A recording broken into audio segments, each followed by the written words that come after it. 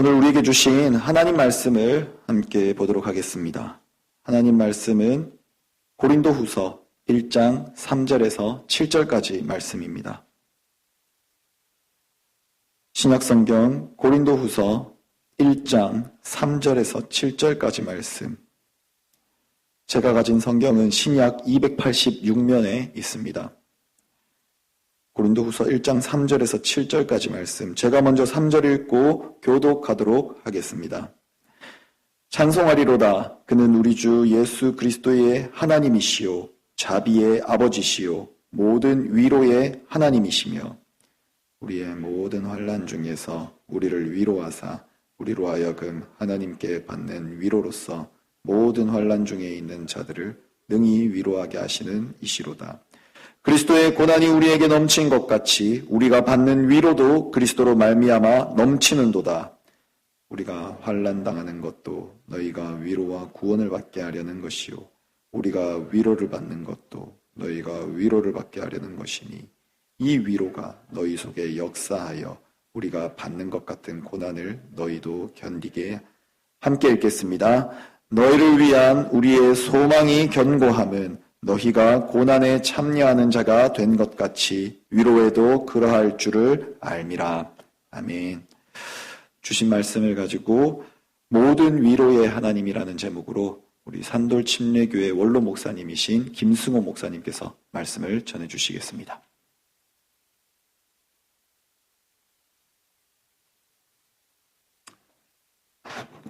할렐루야. 기도하겠습니다. 아버지 하나님, 오늘 하나님이 사랑하시는 우리 연합장로교회에서 귀한 주의 말씀을 선포합니다. 오늘 저희들이 항상 주 안에서 다짐하고 또 노력하는 가운데 말씀으로 자라나는 교회가 되기를 간절히 소원합니다. 주의 말씀을 증거했다 성령께서 역사하시고 주님이 영광을 거두어 주시옵소서. 예수님의 이름으로 기도합니다. 아멘. 오늘 아침에 뉴스를 이렇게 접하다 보니까 미국 대통령께서 오늘 3월 10일 오늘이 기도의 날로 그렇게 정했어요. 저는 그 대통령을 개인적으로 그렇게 좋아하는 사람은 아닙니다만은 그런 믿음을 가지고 이렇게 어려울 때 기도하자. 굉장히 중요한 말씀이고 또 그러한 믿음으로 우리가 살아가야 되겠다 하는 생각을 해보았습니다. 우리가 이렇게 신앙생활을 해오면서 좀 평안히 살면 좋겠는데 살다 보면 생각지 않은 일들이 가끔 일어나죠. 제가 이제 개인적으로 제가 미국 온 지 이제 한 2, 3년이 있으면 50년이 돼갑니다. 1972년 봄에 한국을 떠나서 일본에서 좀 있다가 멕시코에서 좀 있다가 그리고 미국 들어온 게 73년도 9월에 들어왔어요. 이제 미국 온 지 한 3년 있으면 50년이 돼가죠. 여러 가지 경험을 했습니다. 그런데 요즘 같은 고난은 아마 처음인 것 같아요. 굉장히 복잡하고 혼란스러운 그런 어려움을 생각해 봅니다. 특별히 250명 이상 모이는 교회는 모이는 것을 자제해달라. 이런 얘기는 제가 미국에서 살면서 처음 들어본 얘기예요. 그런데 오늘 제가 여러분 교회에 와서 처음 내 눈에 이렇게 휙 들어오는 그 말씀이 말씀으로 자라나는 교회. 얼마나 좋은 말씀인지 모르겠어요. 우리 기독교는 가장 중요한 것이 성경이죠. 사도 바울도 나는 성경으로 예수를 증거했다. 이렇게 늘 성경을 통해서 우리에게 말씀을 주고 있습니다. 오늘 본문은 우리가 3절부터 7절까지 이렇게 같이 읽었는데요. 그 짧은 몇 구절에서 위로라는 단어가 10번이나 나오고 있습니다. 여러분과 내가 너무나 잘 알다시피 우리 하나님은 능력의 하나님이십니다. 영광의 하나님이십니다. 창조주 하나님이십니다. 치유의 하나님이십니다. 그런데 오늘 짧은 이 몇 구절 가운데에 위로한 단어가 10번이나 함축돼서 깊숙하게 들어있는 그런 문단은 그렇게 많지 않습니다. 오늘 우리가 섬기는 우리 주님, 우리 주 예수 그리스도의 위로가 여러분과 나에게 충만히 있기를 간절히 소원합니다. 우리 교회가 평안하면 우리 마음이 평안하죠. 그런데 개인적인 삶이 자유롭고 그리고 모든 일이 다 잘 돼간다고 할지라도 교회가 평안하지 않으면 그저 하루 종일 일주일 내내 평안하지는 않는 것 같습니다. 그런데 이제 시간이 지나면서 제가 목사로서 35년, 전도사 때까지 합하면 38년쯤 돼갑니다. 그런데 은퇴를 하고 나서 이렇게 생각해 보면 그동안 겪었던 고난들, 아픔들, 이로 말할 수 없죠. 수많은 사건들을 경험했습니다. 그런데 이제 은퇴 이후에 돌이켜 생각해 보면 얼마나 감사한지 모르겠어요. 그 당시에 겪었던 아픔들이 지금 생각하면 별로 뭐 대단한 문제들이 아니었었어요. 말로 표현할 수 없는 어려움들이 계속 있었지만, 그러나 은퇴한 이후에 생각하면 하나님과 나와의 일대일의 관계에 있어서 정말 하나님은 나에게 위로의 하나님이셨다. 그런 생각이 내 마음속에 충만하게 거하고 있어서 나이가 70이 넘어서도 복음을 증거하는데 힘이 있고 그리고 소망이 살아있습니다. 오늘 본문을 통해서 우리에게 위로를 주시는 하나님, 그런 제목으로 같이 말씀을 나누려고 합니다. 왜 우리가 하나님이 주시는 모든 은혜 가운데서 왜 위로를 주시는 하나님이라고 생각해야 되는가? 첫째는 오늘 본문에 보니까 이렇게 말씀을 주고 계십니다. 첫 단어가 찬송하리로다. 제가 목사가 되기 전에는 찬송은 듣는 것이라고 생각을 했어요. 원체 찬양 혹은 찬송에 대해서 재주가 없었기 때문에 나는 찬송하지 않고 듣기만 하면 된다, 그런 생각을 하고 살았어요. 3대째 믿는 집안에서 전 본래 합동 측 고신 출신이에요. 우리 가족의 21명이 순교당한 집안의 장남이에요. 그런 어려운 가운데서 신앙생활을 해왔어요. 옛날 고신 측은 잘 믿고 잘 살자 그런 단어가 없어요. 우리가 어렸을 때는 잘 믿고 잘 죽자. 늘 새벽기도 가면 그 얘기로 어머니 뱃속에서부터 그렇게 살았거든요.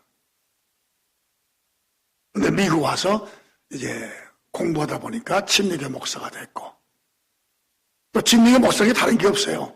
오늘 말씀대로 말씀으로 사는 거죠.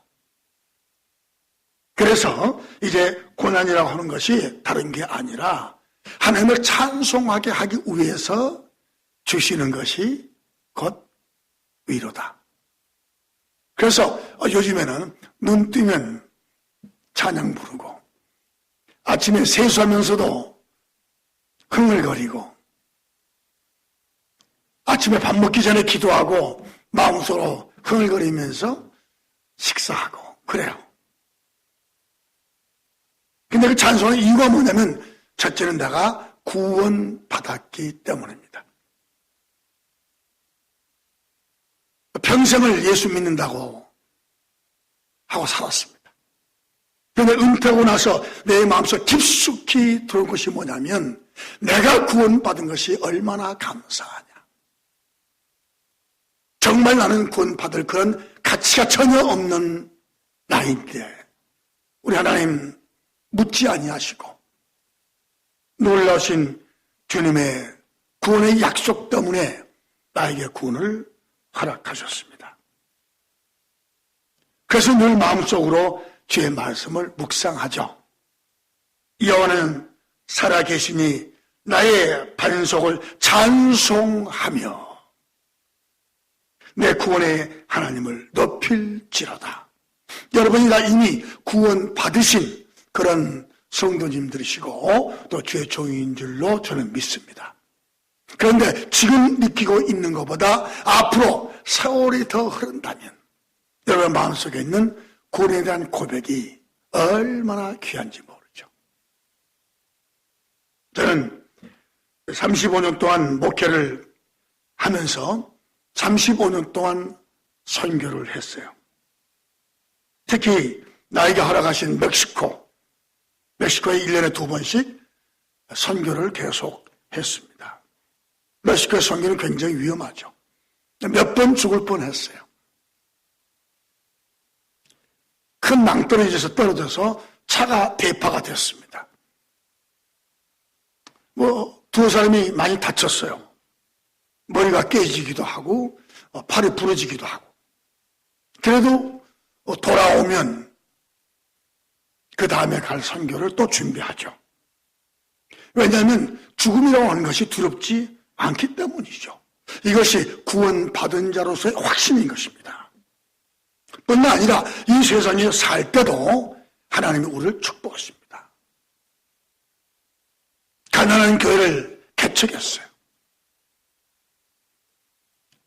가난한 교회가 문을 닫을 수밖에 없는 그런 교회에 와서 교회를 살려내기도 했습니다. 아무것도 없는 교회에 와서 교회를 사서 건축도 했어요. 이런 것들이 우리에게는 축복이죠. 우리가 지상에서 받는 축복 때문에 예수를 믿는 건 아니에요. 그런데 예수를 믿고 충성하다 보면 하나님께서 우리에게 필요한 축복을 주시죠. 그래서 찬송하려다. 바울은 그렇게 말합니다. 예배서 1장 3절에 보면 하나님 곧 우리 주 예수 그리스도의 아버지께서 그리스도 안에서 우리 하늘에 속한 모든 신령한 복을 우리에게 주신다. 제가 이제 아까 말씀드렸습니다만은 미국에서 산지 이제 내일 모레면 50년이 돼가죠. 아기를 넷을 주셨어요. 딸만 넷을 주셨어요. 얼마나 감사한지 몰라요. 근데 애 넷이 다 사람들이 물어봐요. 나한테 목사님은 아기를 어떻게 두었습니까? 첫째는 여자아이고 둘째는 기집애고 세 번째는 공주고 네 번째는 가시냅니다. 막 웃어요. 네, 오늘 여러분에게 고백하고 싶은 것은 제가 돈이 없어서가 아니라 견디 어려서가 아니라 내 나름대로 하나님 내가 주의 복음을 증거하는데 좀 가장 어려운 거 부탁을 드릴 테니까 좀 들어주세요. 그런 기도했어요. 저는 아이들 보험을 들지 않고 키워서 다시 보냈습니다. 미국에서 애들 보험 들지 않고 키우는 거 쉬운 일은 아니에요. 저는 그렇게 했어요. 내 놈이 다 굉장히 건강합니다. 덩치도 크고 운동도 잘하고 그리고 내 주변에서 다 살아요. 전화하면 15년 다 모입니다. 저는 아이들 밖으로 내보진 않았어요. 가능하면 달에서도 공부하고 달에서 직장 갖고 달에서 결혼해라. 전 그렇게 했어요. 식구라고 하는 게 그런 거거든요. 식구라는 게 같이 음식을 먹는 사람들이에요. 이 흩어져 버리면 아무래도 좀 그게 내가 생각하는 가족이 아닌 것 같아요. 그래서 그렇게 교육을 했는데 그렇게 됐습니다. 축복이죠. 오늘 여러분과 내가 바울처럼 언제 어떠한 환경 가운데 있다고 할지라도 하나님의 축복을 감사하면서 찬송할 수 있는 여러분 되시길 바랍니다. 할렐루야. 얼마나 기쁜지 모르죠. 뿐만 아니라 여러분과 나에게는 소망이 있습니다. 이 지상 생활이 우리의 신앙의 끝이 아니죠. 목회하면서 많은 장례 예배에 참석했습니다. 내가 섬기는 우리 교인들 중에 먼저 하나님의 부르심을 받은 사람들이 꽤 많이 있었어요. 저는 그 장례 예배를 통해서 복음을 전파했습니다. 전도 설교했어요. 목사님들이 돌아가신다든가 사모님이 돌아가셨을 때도 장례 예배를 여러 번 인도했습니다. 그러면서 오늘은 기쁜 날입니다. 까만 양복 입지 말고 밝게 입고 나오세요. 왜냐하면 이제 영원한 천국의 생활이 시작되기 때문입니다. 지상생활은 잠깐 있다 가는 곳이고 영원한 천국에서 영원히 주님과 함께 은총의 삶을 살 것입니다. 그래서 오늘은 기쁜 날입니다. 전 그렇게 설교를 했고 또 지금도 그렇게 목사님들이나 성도들을 권면하고 있죠. 사는 수만이 우리에게 있기 때문에 우리는 하나님을 찬양하고 위로를 받는 것입니다. 얼마나 감사한지 몰라요. 오늘 바울의 신앙 고백에 보면 그러한 귀한 위로가 그의 마음속에서부터 나타날 수밖에 없는 이유가 있어요. 그게 뭐냐면 신앙 고백입니다. 오늘 여러분이 사도신경을 고백했죠? 사도신경 고백을 할 때 많은 사람들이 정말 고백을 하는 것인지 믿음의 고백하는 것인지 아니면 성경에 기록된 대로 그냥 외우는 것인지 한번 생각해 보시기 바랍니다. 그 단어 하나하나에 진실로 나는 이렇게 믿습니다라고 하는 그런 마음, 또 그 믿음이 내 삶 속에서 실천되고 있습니다. 그렇게 하겠습니다. 하나님 도와주세요. 이게 신앙 고백이거든요. 오늘 고린도 교회는 누가 개척했습니까? 사도 바울이 개척했죠. 그리고 바울은 고린도 교회에 간단한 복음만 증거했어요. 데살로니가 교회 같은 경우에는 3주 동안 회당에서 그리스도의 말씀, 성경만 가지고 말씀하고 일단 떠났습니다. 3주 동안에. 그런데 아름다운 교회로 자랐어요. 고린도 교회는 여러분이 아시다시피 1년 6개월 이상을 머물면서 가르쳤습니다. 그런데 성경을 자세히 보고 또 보면 그 안에는 요즘 우리가 하고 있는 제자 훈련이라든가 혹은 뭐 성경 공부, 성경 통도 그런 거 한 게 별로 없어요. 그렇죠? 그러나 그 가운데는 진실한 신앙 고백이 있었습니다. 지금 오늘 우리는 코로나 바이러스 때문에 모이지 않으면 좋겠다. 그런 권면들을 듣고 있어요.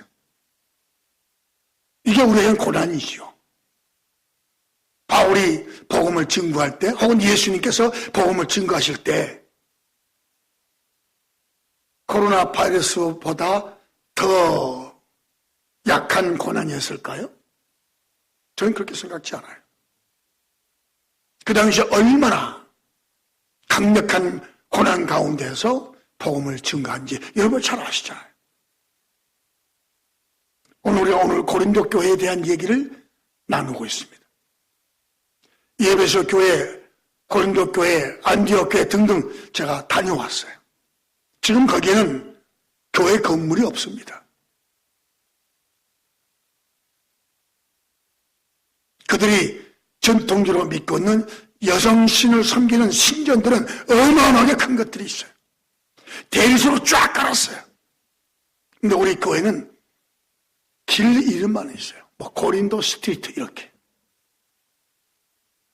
교회는 없어. 다 부서져 버렸습니다. 그런데 거기서 받은 신앙 고백들이 보이지 않는 데서 점점 자라가고 신앙 고백자의 삶이 보이지 않게 보여졌을 때 그 복음이 유럽으로 전해진 것입니다. 할렐루야. 할렐루야. 여러분 많이 생각해야 돼요. 그래서 오늘 우리의 신앙 고백을 다시 한번 생각하면서 본문 말씀을 보겠습니다. 3절 한번 성경을 보시죠. 이렇게 말하고 있습니다. 그는 우리 주 예수 그리스도의 하나님. 첫 번째 그렇게 얘기했고 신앙 고백이죠. 두 번째가 무엇입니까? 자비의 아버지. 세 번째는 어떻게 기록됐습니까? 모든 위로의 하나님. 할렐루야. 이것이 신앙 고백이라고 저는 생각하죠. 물론 바울은 여러 가지 형태로 하나님을 선포했어요. 특별히 어려움을 당하고 있는 고린도 교회에 오늘 세 번째 말씀은 위로의 하나님, 이렇게 고백하고 있습니다. 혹시 여러분이 이런 영화를 보신 적이 있는지 모르겠어요. 아마 지금도 좀 어렵긴 하지만 구할 수는 있을 거예요. 오래된 미국 비디오 필름 가게에 가서 바울이 선교한 내용을 기록한 그런 필름이 있으면 좀 빌려주세요. 그렇게 해서 여러분 빌려다 볼 수 있습니다. 그 영화의 맨 끝장면이 어떻게 되는 거니? 바울이 좀 못생겼잖아요. 키도 작고 발도 약간 오다리예요. 근데 이 바울이 마지막에 죽는 장면이 나오면서 영화가 끝나고 있습니다. 죽을 때 이런 통나무 가운데가 V자로 파져 있어요. 근데 거기에 얼굴을 이렇게 대는데 옆으로 얼굴을 이렇게 댑니다. 근데 조용한 미소를 짓고 있어요. 근데 목을 치는 사람이 큰 도끼를 가지고 목을 탁 쳤는데 얼마나 세게 쳤는지 목이 잘라져서 목이 붕 떠요. 뜨고 땅으로 떨어져서 떼굴 굴게 되는데 얼굴이 화면에 이렇게 나타나죠. 근데 그 얼굴이 미소에서 웃음으로 변한 얼굴입니다. 그렇게 하고 그는 마지막을 장식했다고 영화가 그렇게 얘기하고 있어요. 성경에는 기록되지 않습니다만은 기독교의 역사가들에 의해서 바울은 그렇게 죽었다고 우리는 배웠어요. 그런데 그 영화에 그 바울의 얼굴을 보면 그 못생긴 얼굴이 얼마나 아름다운지요. 이것이 기독교인들이 가질 수 있는 권한이요, 기쁨이에요. 어떻게 해서 가질 수 있어요? 신앙 고백에서 그러한 아름다운 모습들이 보이는 것입니다. 그는 분명히 산 소망을 갖고 있었어요. 내가 죽으면 영원한 천국에서 우리 삼일째 하나님과 함께 영원히 살게 될 것이다. 확실한 믿음이 있었기 때문에 그는 죽음을 두려워하지 아니하고 그렇게 마지막을 보낼 수 있었습니다. 오늘 우리에게 이러한 권한이 온다면 오늘 우리의 자세는 무엇일까요? 나는 어떻게 신앙생활을 할 것인가요? 생각하면서 여러분이 매주 드린 예배 가운데 신앙 고백다운 고백이 되기를 예수님으로 축원합니다. 그래서 바울은 특별히 위로의 하나님 이런 단어를 늘 사용을 했습니다.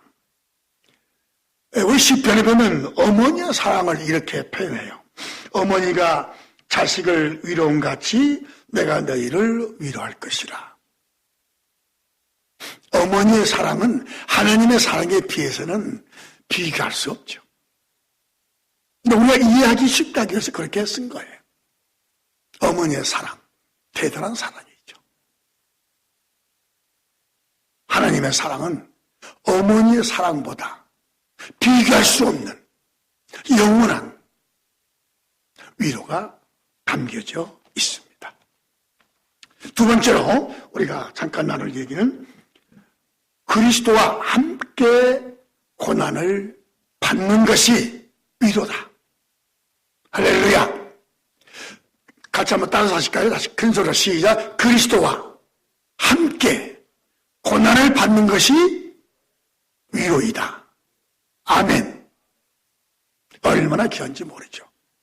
아까 말씀을 드렸습니다마는 제가 목회 시작하면서부터 지금까지 멕시코 선교를 계속하고 있어요. 가면 고생이죠. 가면 배탈 나죠. 어떤 경우는 천막에서 잡니다. 어떤 경우는 땅바닥에서 자죠. 여러분 아시다시피 갱들이 미국에서 왔다 그러면 강도질을 하려고 준비하고 있어요. 나랑 같이 하던 미국 선교사는 지금부터 1년 반 전에 총 맞아 죽었어요. 갱들한테.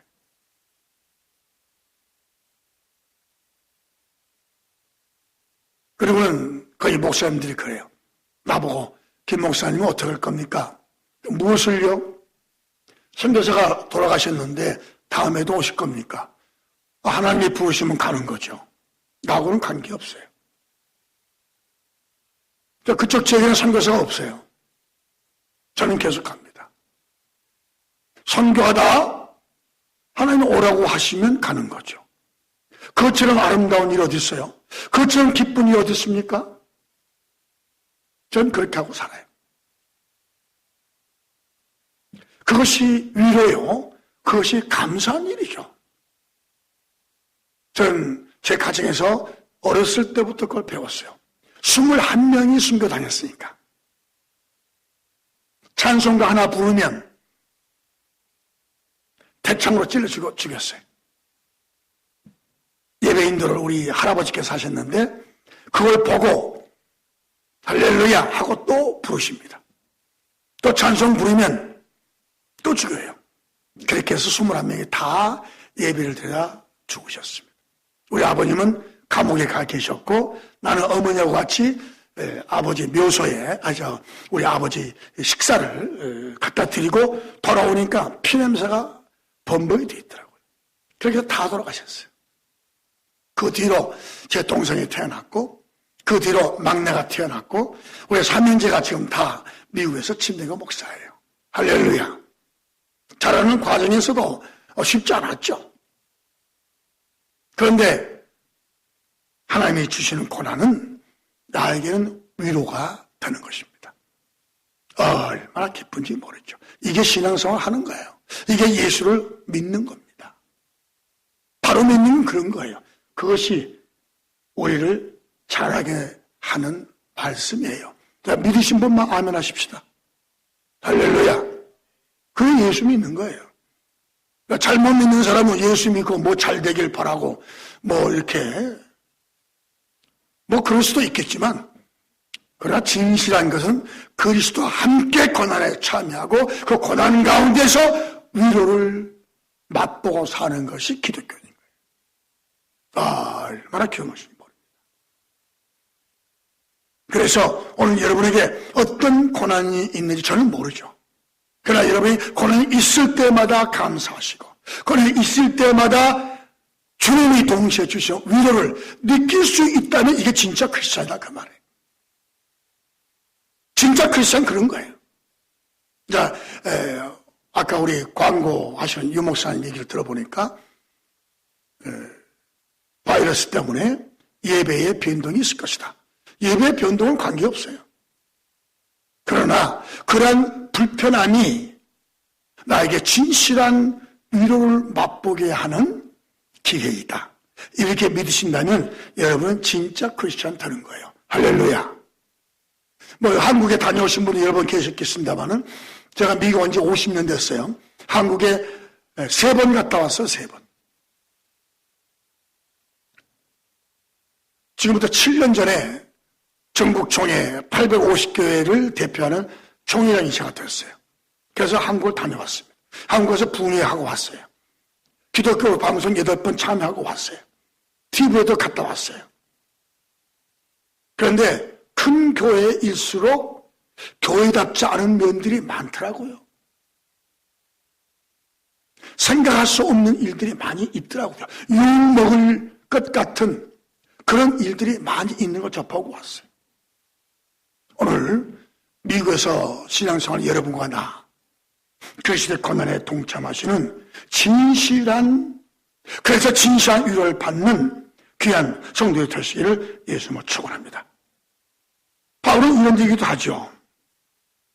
그리스도를 위하여 너에게 은혜를 주신 것은 다만 그를 믿을 뿐 아니라 이 뒷말이 귀하죠. 또한 그를 위하여 고난도 받게 하려 함이니라. 아멘. 이 아멘 크게 나와야 되는데 할렐루야. 아멘 하실 때 고난 받으니까 괴로운 얼굴로 아멘이 아니고 너무 귀하니까 미소 짓고 아멘. 시작. 아멘. 할렐루야. 이게 기독교인이에요. 이게 기독교입니다. 요즘에 좋은 교회, 큰 교회, 휘황찬란한 교회, 몇만 명이 모이는 교회 가지고 1등 크리스천 같이 생각하는 거 오해예요. 그렇지 않아요. 진실한 기독교인은 그것의 복음 때문에 그리스도 고난에 참여하는 성도가 진실한 성도다. 할렐루야. 이게 진짜 믿는 거예요. 그래서 오늘 우리는 그리스도를 위해서 풍성한 위로를 나누기도 하고 또한 받기도 한다. 바울은 이런 얘기도 하죠. 내가 약하다 그런 얘기를 하죠. 약하죠. 당연히 약합니다. 성경에서 바울의 잘못된 것을 찾아보세요 한다면 저는 10개는 찾을 수 있어요. 정직하죠. 그렇지만 화낼 때가 있고 화내지 않을 때가 있는데 예수님 하신 사역과 비교해보면 사도 바울의 얼굴도 좀 못생기지만 성격이 좀 못됐어요. 너무 급해. 저도 젊었을 때 좀 그랬거든요. 근데 나이 들어가면서 그게 좀 잡아지더라고요. 이런 얘기를 해요.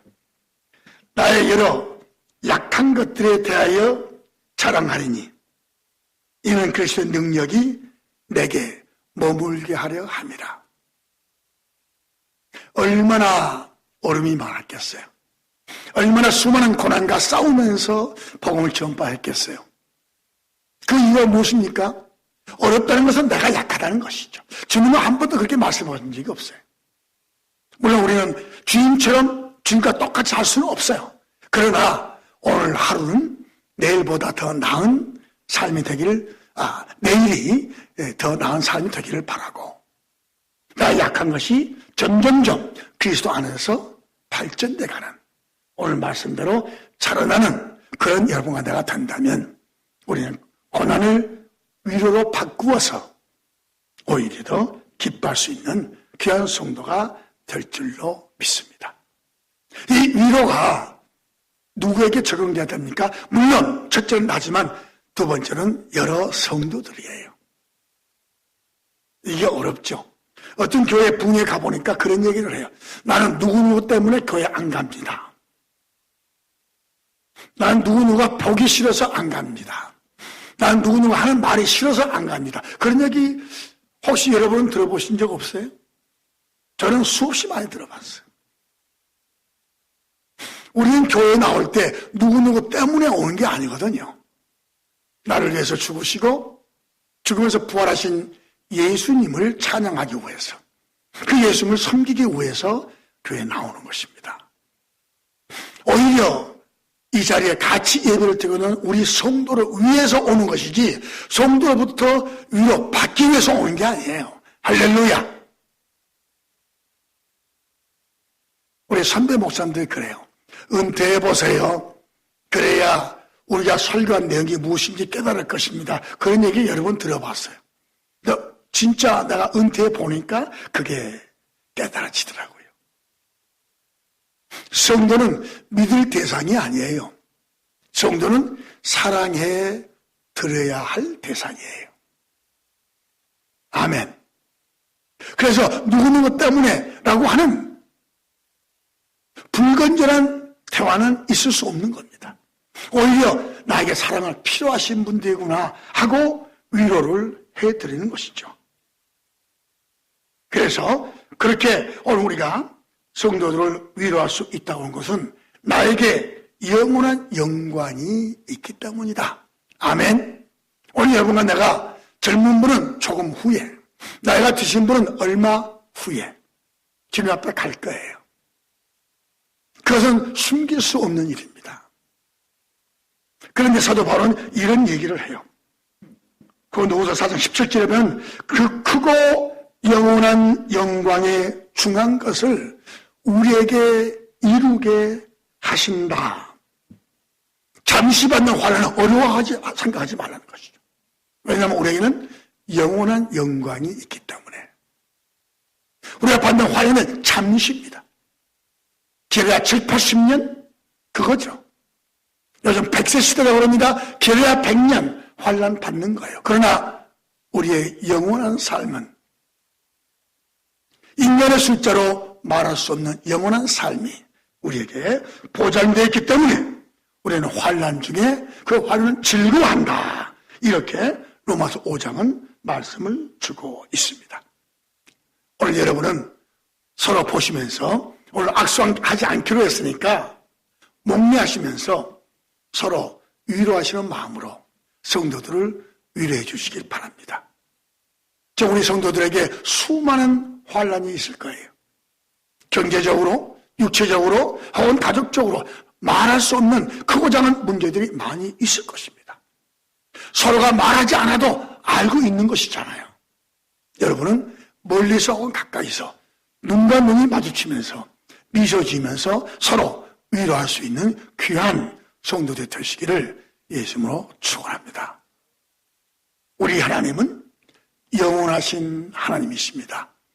능력의 하나님이십니다. 치유의 하나님이십니다. 그러나 동시에 위로의 하나님이십니다. 위로의 하나님은 여러분을 아시고 우리 교회를 아십니다. 하나님은 여러분 편입니다. 위로의 하나님부터 위로를 받으시고 위로를 증거하시는 여러분 되시기를 예수님으로 축원합니다. 아버지 감사합니다. 오늘도 위로의 하나님이 우리 가운데 거하시며 지금부터 영원까지 위로해 주실 줄로 믿습니다. 주님 감사합니다. 계속해서 위로의 하나님을 외칠 수 있는 우리가 되도록 축복해 주옵소서. 예수님의 이름으로 기도합니다.